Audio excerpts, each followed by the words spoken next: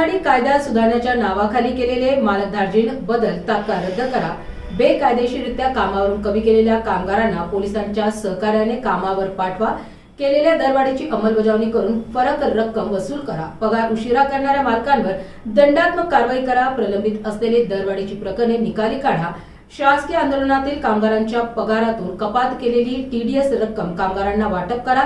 यासह अन्य मागण्यांसाठी मराठवाडा लेबर युनियन, महाराष्ट्र राज्य हमाल माथाडी महामंडळ, हिंद मजदूर सभा, कामगार कर्मचारी संघटना संयुक्त कृती समितीच्या वतीने देशव्यापी संप महाधरणे आंदोलन क्रांती चौक परिसरात पुकारण्यात आले। याबाबत कॉम्रेड राम बाहिते यांनी औरंगाबाद UCN TV न्यूजच्या माध्यमातून कायद्यांसंदर्भात चर्चा करीत सविस्तर माहिती दिली। नमस्कार, आपण पाहत आहात औरंगाबाद UCN TV न्यूज।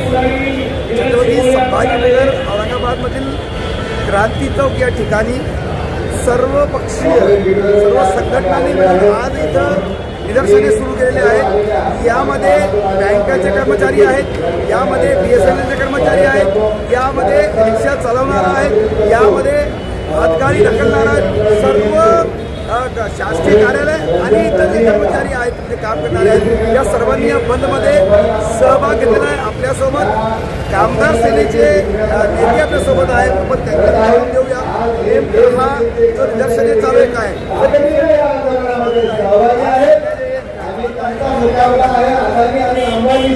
हे जे निदर्शन आहे हे छत्रपती संभाजीनगरमधील सर्व कामगार संघटनेच्या संयुक्त कृती समितीच्या विद्यमाने आहे आणि कामगारांच्या विरोधात या केंद्र सरकारने जो नवीन 4 बिल कोड कायदा आणलाय त्याचा आमचा विरोध आहे, त्याला आमचा निषेध आहे। हा जो कायदा आहे तो आल्यामुळं कामगाराचं फार कंबरडं मोडणार आहे। पूर्वी भारताला स्वातंत्र्य मिळाल्यापासून ज्या कामगार नेत्यांनी लढून कायदे मिळवले ते हे हसून गमावत आहे आणि म्हणून तो कायदा रद्द व्हावा। 4 बिल कोड कायदा हे त्यांनी नवीन सरकारचं जे धोरण आहे हे त्यांनी रद्द करावं, मागं घ्यावं, यासाठी राष्ट्रीय स्तरावरचा हा प्रक्रिया आहे। हे आमची इथं सध्या निदर्शन आहे आणि या निदर्शनामध्ये रस्त्यावर चालणारी रिक्षा असेल किंवा शाळा, कॉलेज, कंपनी, हॉस्पिटल असेल किंवा एअरलाईन्सपर्यंत सगळ्या सेवा याच्यामध्ये आहेत। इव्हन बँकिंगवाले देखील आमच्यामध्ये आहेत। फार मोठ्या प्रमाणात याची सुरुवात आहे। जर ह्या केंद्र सरकारने अजूनही जाणीव ठेवावी, कष्टकरी, कामगार आणि शेतकरी हा जो गरीब वर्ग यांच्या विरुद्ध हा पूर्ण कायदा आहे। जर हा कायद्याची अंमलबजावणी झाली भविष्यात तर कामगार, कष्टकरी, गोरगरिबाचा फार कंबरडा मोडणार आहे आणि म्हणून सर्व कामगार संघटनेचं कर्तव्य आहे। आज इथं शिकू, आयटक, इंटक, दलित जाणकर ज्या संघटना आहे, जेवढ्या संघटना आहेत त्या सगळ्या संघटना याच्यामध्ये सहभागी आहे। फक्त भारतीय जनता पार्टीची BMS त्याच्यात नाहीये, ते त्यांचे दबलेले आहेत आणि त्यांचे कोणाचेही दबलेले नाही आहे आणि म्हणून सर्व संघटनांनी या छत्रपती संभाजीनगरमध्ये हा प्राथमिक याच्यामध्ये आम्ही हा निदर्शन क्रांती चौकात ठेवलेले आहे। आज सर्व याची बंद ठेवलेला आहे। त्या अत्यावश्यक ज्या सुविधा आहे त्या मात्र चालू राहतील, पण त्याच्या व्यतिरिक्त आज ही सुरुवात आहे आणि जोपर्यंत ह्या जो काळा कायदा आहे, कामगार विरोधी कायदा आहे, कष्टकऱ्यांच्या विरोधाचा कायदा आहे, हा जोपर्यंत ते मागे घेणार नाही तोपर्यंत हे संयुक्त कृती समितीचं आंदोलन छत्रपती संभाजीनगर असू द्या, महाराष्ट्र राज्य असू द्या, संपूर्ण देशात असू द्या, हे जोमाने चालू असतात।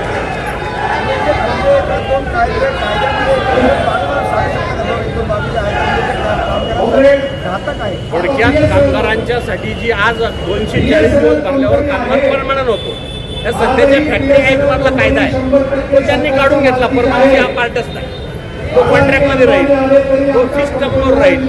जोपर्यंत कामगाराला मालकाला मर्जी वाटेल तेवढं ठेवण्यात येईल। त्याच्यात दुसरी एक policy fair and fire policy, म्हणजे आज एखादा कामगार चुकला तर त्याला शोका दिलं जातं, वॉर्निंग दिलं जातं, मेमो दिलं जातं, त्याच्या पुढची स्टेपची चौकशी केली जाते आणि चौकशी करून त्याला कमी केलं जातं, नंतर त्याचा कोर्टात वाद चालू असतो। म्हणजे न्याय मागण्यासाठी त्याला 4 स्टेप आहे।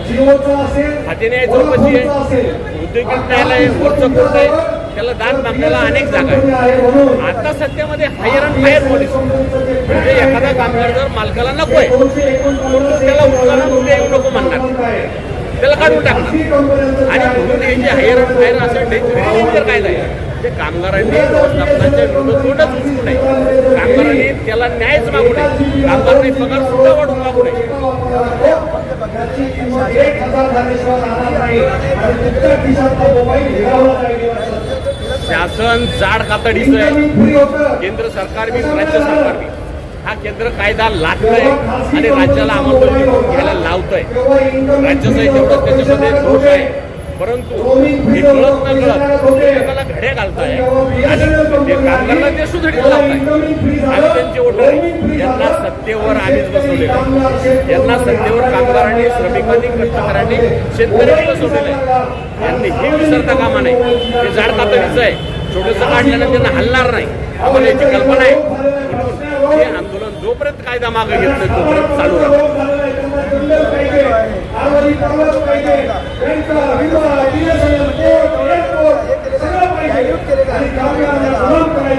मनरेगा कार्य आहे.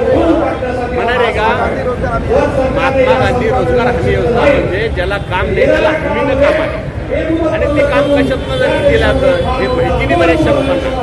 प्रत्येक कामगार त्याच्या कंपनीत काम करतो. त्या कामाच्या बदल्यात त्याच्याकडून 200 रुपये दर महिन्याला कपात केले जातात.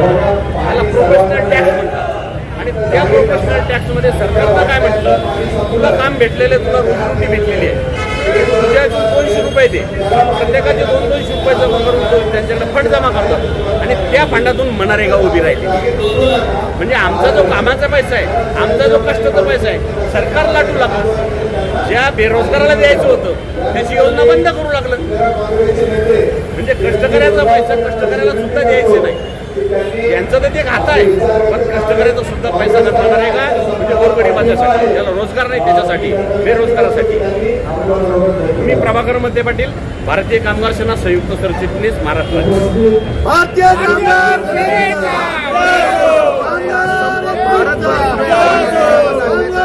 कशा प्रकारे